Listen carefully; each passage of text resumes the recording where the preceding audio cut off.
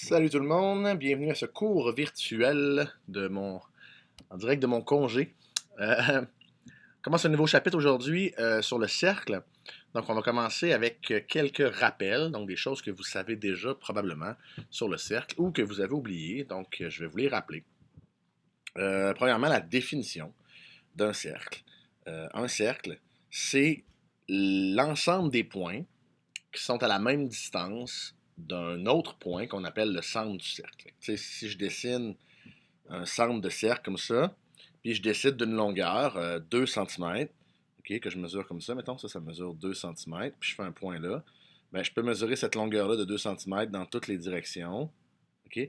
Puis l'ensemble de tous ces points-là, là, toutes les directions possibles, l'ensemble de ces points-là, ben, ça va former un cercle. Là, mon dessin est dégueulasse, mais vous comprenez le concept, c'est-à-dire que tous les points qui sont sur le contour de mon cercle ben, sont à la même distance du centre. Que je prenne n'importe lequel des points sur mon cercle, même distance du centre, c'est ça la définition.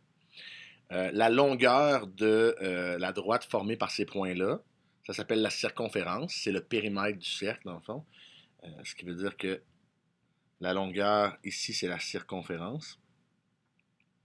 Et la distance à laquelle les points sont, j'ai pas de place pour marquer circonférence, désolé, la distance à laquelle les points sont ici, du centre, ça s'appelle le rayon. Il y en a plusieurs, je pourrais avoir la même chose ici, c'est un autre rayon, ok? Donc il y a une infinité de rayons que je peux tracer tant que je pars du centre et que je m'en vais sur le cercle. Et si je prolonge cette droite-là, donc mon rayon, je le prolonge jusqu'à l'autre côté du cercle, ben, ça s'appelle un diamètre. Puis le diamètre, c'est égal à 2 fois le rayon. OK? Et ça, vous savez déjà ça. Donc, 3 mesures de base dans le cercle, le rayon, le diamètre et la circonférence. Et là, ce que vous avez vu pour la première fois probablement l'an passé, c'est le lien entre ces mesures-là. C'est-à-dire que si je veux trouver la mesure de ma circonférence dans mon cercle, la circonférence, ben, c'est égal à mon diamètre multiplié par un nombre particulier qu'on appelle comme ça, qui est pi. Et pi, ça a une valeur fixe, ça ne change jamais de valeur, c'est pas une variable. Et là, vous allez voir, éventuellement, on va faire des calculs avec ça, et on va laisser le pi dans les calculs, mais c'est pas une variable. On va le manipuler comme une variable. OK? Par exemple, 2x plus 3x, ça donne 5x, mais si on avait 2pi plus 3pi, ça donne 5pi. Mais ça ne veut pas dire que le pi est inconnu pour autant. C'est pas une variable, c'est un nombre. Si vous le tapez sur votre calculatrice, pi égale, vous allez avoir quelque chose comme ça. Oups. 1, 4, 1, 5, 9. Il me semble que c'est 2, 6 après ou c'est 7, 8. Je me souviens plus par cœur. Bref, on s'est parlé en classe là, du nombre de décimales de pi qui est infini. Il y a des gens vraiment impressionnants qui en savent beaucoup par cœur. Mais bref, c'est un nombre qui est irrationnel. Donc, le développement décimal est infini, mais il n'y a jamais de période. C'est jamais périodique, ça ne se répète pas. Et c'est le rapport entre la circonférence et le diamètre. Donc, si je prends le diamètre et que je multiplie par ce nombre-là, j'obtiens ma circonférence. Donc, dans tous les cercles, et ça fonctionne tout le temps, pour tous les cercles, mon diamètre rentre exactement 3,14159, etc. fois dans la circonférence. OK? Donc, ça, vous avez déjà vu ça, c'est la première chose que je voulais revoir aujourd'hui. Il y a plein d'autres objets aussi dans le cercle. On a parlé du rayon et du diamètre. Mais bon, on a parlé du centre aussi, donc il y a le centre du cercle aussi. Fait imaginez que j'ai mon cercle, j'ai le point ici, ça c'est le centre. Mais je pourrais tracer aussi, je pourrais prendre n'importe quel deux points sur mon cercle, mettons le point A, puis le point B, puis les relier ensemble. Et ça a un nom aussi dans le cercle, ça s'appelle une corde. OK?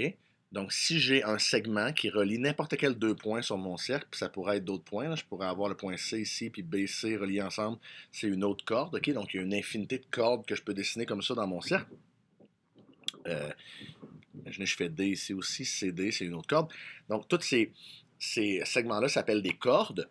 Et la plus longue de ces cordes-là, ben, vous la connaissez déjà parce que pour qu'elle soit le plus longue possible, il faut qu'elle passe par le centre. Puis si elle passe par le centre, ben, elle s'appelle le diamètre. Donc, vous savez déjà ces choses-là.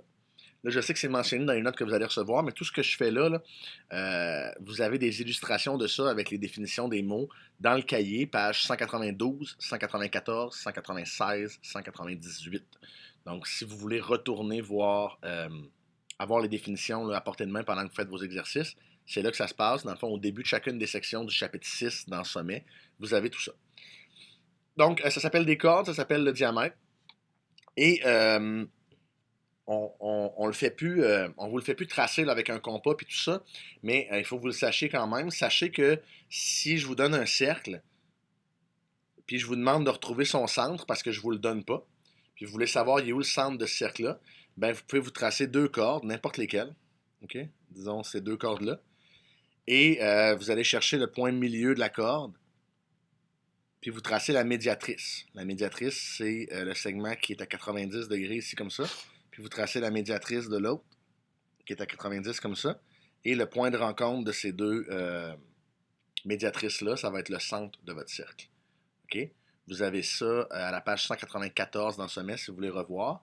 Mais c'est juste à savoir ça, en fait, que c'est comme ça qu'on retrouve le centre d'un cercle si on ne l'a pas. On trace des cordes, puis on trace les médiatrices des cordes. On pourra en tracer plus que deux, elles vont toutes se croiser au centre, mais le minimum, c'est deux.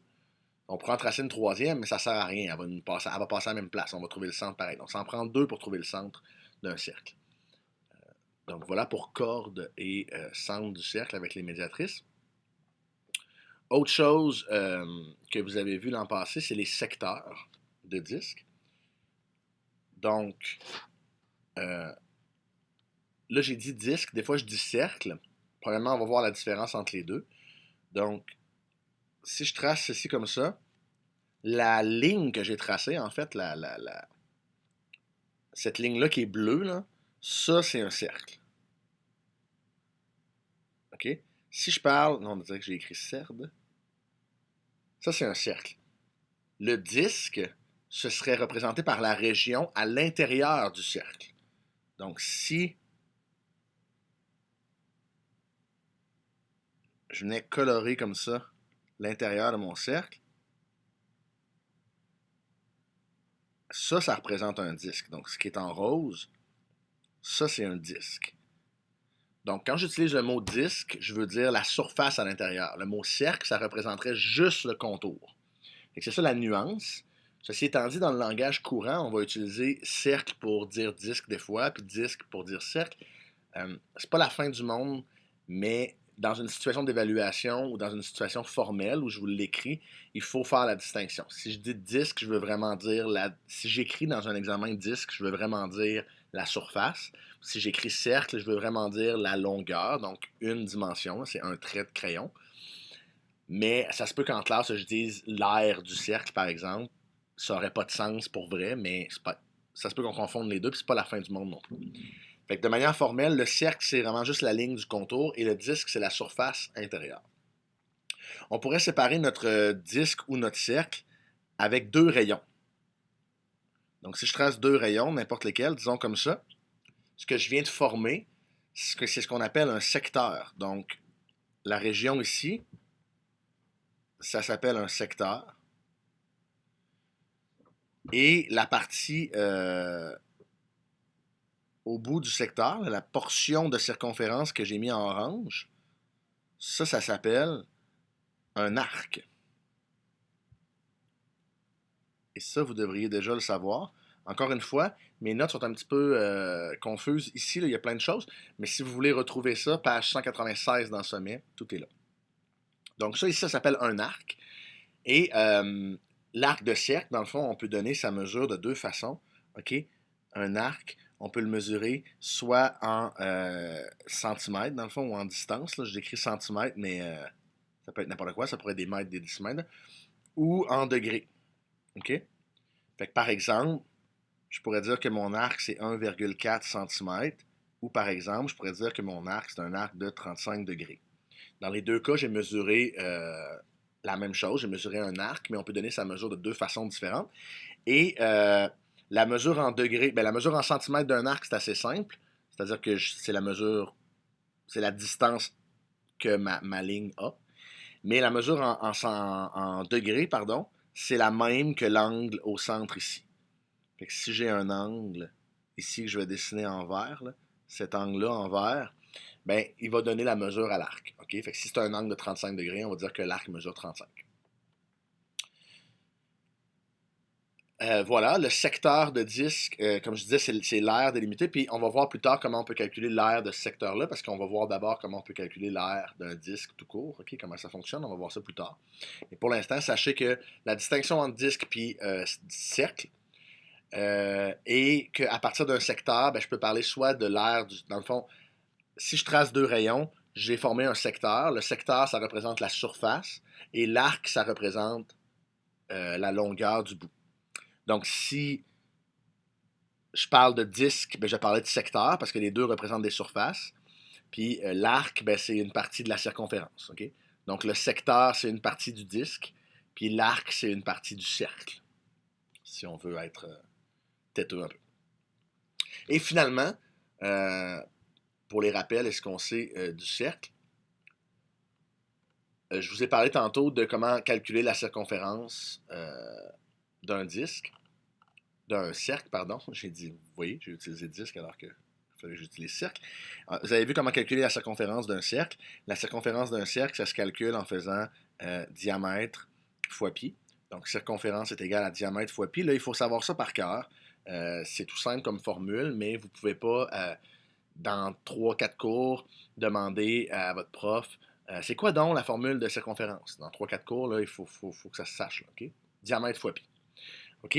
Évidemment, si on vous donne le rayon, pas le diamètre, ben, il faut d'abord faire x2 pour avoir le diamètre, puis ensuite, vous pouvez trouver votre circonférence. OK? Fait que oui, la formule, c'est diamètre fois pi, mais si vous avez le rayon, ça marche pareil. Il faut juste faire rayon fois 2. OK? Dans le cahier, ils vont vous écrire une deuxième formule là, qui est 2 fois pi fois le rayon. Le 2 fois le rayon ici, là, c'est pour calculer le diamètre finalement. Mais si vous faites juste réfléchir que ça vous prend le diamètre, ben, si c'est le rayon qu'on vous donne, vous allez faire x2 pour trouver le diamètre, puis ça va bien aller. Là où je veux en venir avec ça, c'est que si je suis capable de calculer la circonférence, je suis aussi capable de calculer la longueur d'un arc. Mais ça, je m'excuse, ça, on va en parler au prochain cours. Donc, je veux juste vous jaser de circonférence d'un cercle. Donc, tout ce qu'il vous faut pour calculer la circonférence, c'est le diamètre. Fait que si on vous donne le diamètre d'un cercle, vous êtes capable de trouver la circonférence. Donc, par exemple, si je vous demande la circonférence ici d'un cercle qui a 5 cm de diamètre, ben, votre circonférence, ça va être circonférence est égale à 5 fois pi. 5 fois pi, vous pourriez, on en parle encore une fois au prochain cours, vous pourriez le laisser 5 pi. C'est une mesure qui est acceptable. Mais si vous voulez faire la multiplication, puis effectuer le 5 fois pi, bien, vous prenez votre calculatrice, vous faites 5 fois pi, puis vous écrivez arrondi au centième, donc 2 chiffres après la virgule. Ça donne 15,707, donc 7,1, si on garde juste deux chiffres, centimètres. Donc, ma circonférence dans ce cercle-là, ce serait 15 cm. C'est aussi simple que ça. Là. Je vous donne le diamètre, vous faites fois pi, vous trouvez la circonférence. Alors voilà pour aujourd'hui. On se retrouve au prochain cours. Bye bye!